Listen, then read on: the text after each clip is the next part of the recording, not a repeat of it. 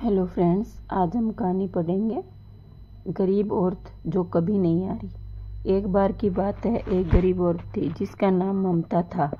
वह एक छोटे से गांव में अपने पति और 2 छोटे बच्चों के साथ रहती थी। ममता का पति एक किसान था, लेकिन खेत बहुत उपजाऊ नहीं था। वे अक्सर किसी तरह अपना गुजारा करते थे। एक दिन ममता के पति बीमार पड़ गए। वह काम करने में असमर्थ थे और परिवार की आय भी तेजी से कम हो गई। ममता को अपने परिवार को बचाए रखने के लिए वह हर चीज बेचनी पड़ी जो वह कर सकती थी। उसने अपने गहने, अपनी पशुधन, यहाँ तक कि अपना फर्नीचर भी बेच दिया। एक दिन ममता जंगल में घूम रही थी जब उसे एक बुद्धिमान बूढ़ी औरत मिली। बूढ़ी औरत को पता चल गया था कि ममता परेशान थी और उसने उससे पूछा कि क्या गलत है। ममता ने बूढ़ी औरत को अपने पति की बीमारी और वह कैसे अपने परिवार का समर्थन करने के लिए संघर्ष कर रही थी के बारे में बताया।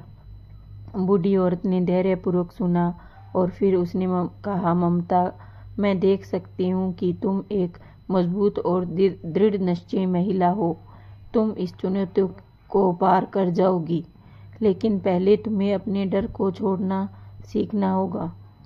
ममता को समझ नहीं आया कि बूढ़ी औरत का क्या मतलब था, लेकिन उसने उसकी सलाह के लिए धन्यवाद दिया और अपने रास्ते पर चली गई। जब ममता घर पहुंची तो उसने बूढ़ी औरत की बातों के बारे में सोचा।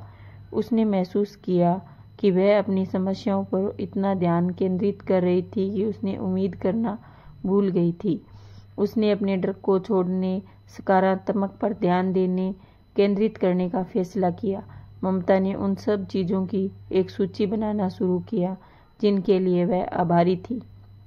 वह अपने स्वास्थ्य, अपने परिवार, अपने आसपास की दुनिया की सुंदरता के लिए आभारी थी। उसने ध्यान और योग का भी अभ्यास किया। इससे उसे अपना दिमाग साफ करने और वर्तमान क्षण पर ध्यान केंद्रित करने में मदद मिली। समय के साथ ममता का दृष्टिकोण बदलना शुरू हो गया। वह अधिक आशावादी और आशा से भरी हुई हो गई। उसने भी नए अवसरों को नोटिस करना शुरू कर दिया। उसने हस्त निर्मित आभूषण बेचने का एक छोटा सा व्यवसाय शुरू किया और स्थानीय सामुदायिक केंद्र में योग कक्षाएं भी सिखाना शुरू किया। ममता के पति बीमारी से उबर गए और परिवार अपने पैरों पर वापस आ गया। ममता का व्यवसाय सफल रहा। वह समुदाय में एक सम्मानित सदस्य बन गई। एक दिन ममता जंगल में घूम रही थी जब उसने बूढ़ी औरत को फिर से देखा। बूढ़ी औरत ने ममता को मुस्कुराते हुए कहा, मुझे लगता है कि तुमने अपने डर को छोड़ना सीख लिया है। तुम एक मजबूत और साहसी महिला हो। ममता ने बूढ़ी औरत को उनके मार्गदर्शन के लिए धन्यवाद दिया और वह जानती थी कि आज बिना बूढ़ी औरत की मदद के कुछ नहीं होता।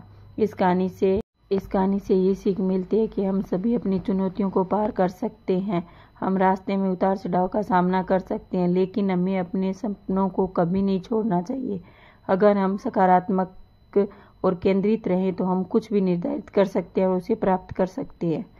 फ्रेंड्स, अगर मेरी कहानी आपको अच्छी लगी हो तो प्लीज़ लाइक, कमेंट, शेयर और सब्सक्राइब ज़रूर करें। Thank you. धन्यवाद। राधे राधे।